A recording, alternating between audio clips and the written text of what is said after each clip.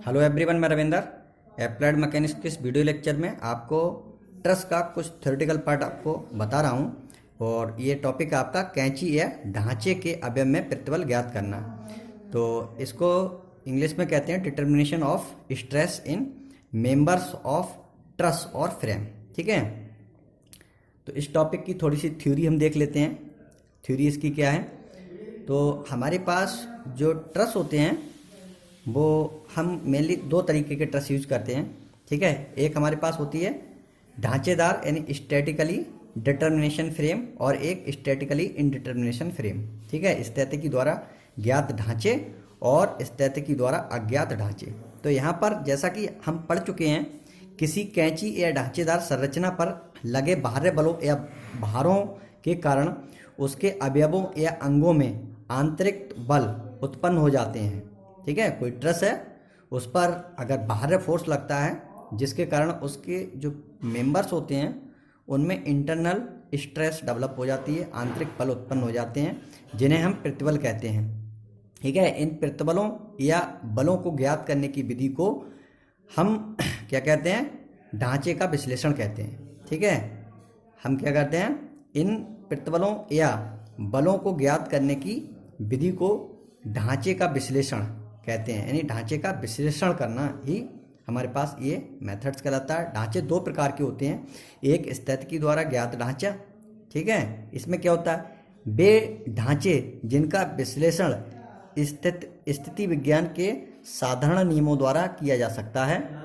इन ढांचों के विश्लेषण हेतु स्थिति विज्ञान के संतुलन के तीन प्रतिबंध सिग्मा x बराबर 0, सिग्मा y बराबर 0 तथा सिग्मा m बराबर 0 की आवश्यकता होती है। इस वर्ग के अंतर्गत पूर्ण ढांचे, परफेक्ट ढांचे आते हैं। तो आपको ये समझ में आया होगा कि स्थितिकी द्वारा ज्ञात ढांचे कौन से होते हैं, यानी वे ढांचे जिनमें हम क्या करते हैं? स्थितिकी विज्ञान के यूज करके, स्थिति विज्ञान के सामान्य प्रतिबंधों का यूज करके अगर हम इनमें जो कोई भी ट्रस है उसके मेंबरों में अज्ञात प्रतिबल हम ज्ञात कर लें तो वो हमारे पास स्थितिकी द्वारा ज्ञात ढांचे कहलाते हैं। तो ये संतुलन के सामान्य प्रतिबंध हमारे पास तीन होते हैं, सिग्मा x बराबर 0, सिग्मा y बराबर 0, है ना, और सिग्मा m बराबर 0, यानी इसको हम कह सकते हैं सिग्मा f बराबर 0। ठीक, तो ये स्थितिकी द्वारा ज्ञात ढांचे होते हैं। और स्थितिकी द्वारा अज्ञात ढांचे ये क्या होते हैं? वे ढांचे जिनका विश्लेषण स्थिति विज्ञान के साधारण नियमों द्वारा नहीं किया जा सकता। इन ढांचों के विश्लेषण हेतु स्थिति विज्ञान के संतुलन के प्रतिबंध सिग्मा x बराबर 0, सिग्मा y बराबर 0 तथा सिग्मा m बराबर 0 के अतिरिक्त अपरूपण यानी डिटर्मिनेशन आदि की भी आवश्यकता पड़ती है। इस वर्ग में, ठीक है, अपूर्ण तथा अतिरिक्त ढांचे आते हैं। ठीक, अपूर्ण और अतिरिक्त ढांचे या फिर जो ट्रस हैं, जो ट्रस हमने पढ़े थे वो ट्रस आते हैं, यानी इनकम्प्लीट, है ना, इनपरफेक्ट ट्रस की स्टडी हम इसमें करते हैं। ठीक है, तो यहाँ पर हम केवल स्थितिकी द्वारा ढांचे की के बारे में ही पढ़ेंगे। ये हमारे सिलेबस में है कि हम जो कोई ट्रस है तो ट्रस के मेंबरों में अवयव निकालेंगे। ठीक है, कोई ट्रस है, उस ट्रस के अवयवों में प्रतिबल निकालने के लिए हम कुछ मेथड्स यूज करेंगे और वो ट्रस इस टाइप की होंगी कि वो पूर्ण परफेक्ट ट्रस ही होंगी। ठीक है, ट्रस कैसी होंगी? Complete truss.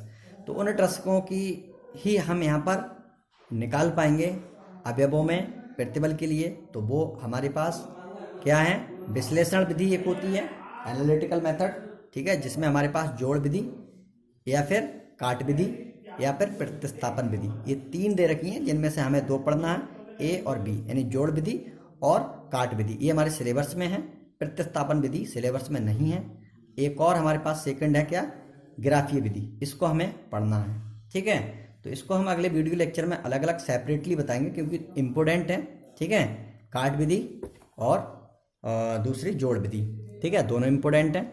यहाँ पर ट्रसों की कुछ मान्यताएं देख सकते हैं हम। तो ट्रसों के अवयवों में आंतरिक प्रतिबल ज्ञात करने के लिए निम्न बातें हमें ध्यान रखनी पड़ती हैं। वो कौन कौन सी हैं? ट्रस पर लगने वाले बाह्य बल तथा ट्रस के अवयव एक ही तल में हैं। ठीक है, ये पॉइंट हमें ध्यान रखना है। ट्रस के दूसरा पॉइंट, ट्रस के सभी जोड़ पिन, कील या कब्जे द्वारा जुड़े हैं तथा घर्षण रहित हैं। ये हमको ध्यान मान के चलते हैं। सभी बाह्य बल तथा प्रतिक्रियाएं संबंधित जोड़ों पर ही कार्य करती हों। ठीक है। ट्रस के अवयव दृढ़ होते हैं, ना तो वे अपना आकार बदलते हैं और ना ही उनकी लंबाई में कोई भी परिवर्तन होता है। ठीक है। ये कुछ एजम्पशन हैं जिनके बेसिस को हम मानकर ही अपनी ट्रस के मेंबरों में प्रतिबल निकालते हैं। ट्रस के अवयव दृढ़ होते हैं। ठीक है, ये वाला हो गया पॉइंट। अगला वाला, ट्रस के अवयवों का भार बाह्य भारों की तुलना में नगण्य माना जाता है। ठीक है। ट्रस में उतने ही अवयव होते हैं जितने की उसकी स्थिरता के लिए आवश्यक है। तो इसको हमने थोड़ा सा आपको एक्सप्लेन कर दिया, बुक से लिख सकते हैं। ठीक है।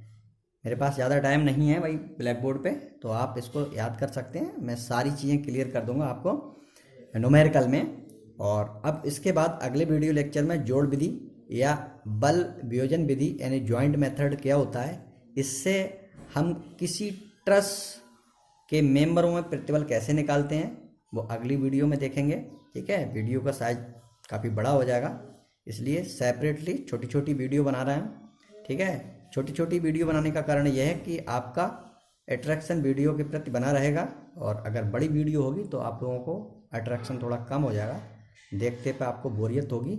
इसलिए वीडियो थोड़ी छोटी रख रहे हैं। और ये थ्योरेटिकल पोर्शन को हमने आपको बुक से समझा दिया है। अगर आपको प्रॉब्लम है तो आप हमें कमेंट बॉक्स में लिख के भेजें।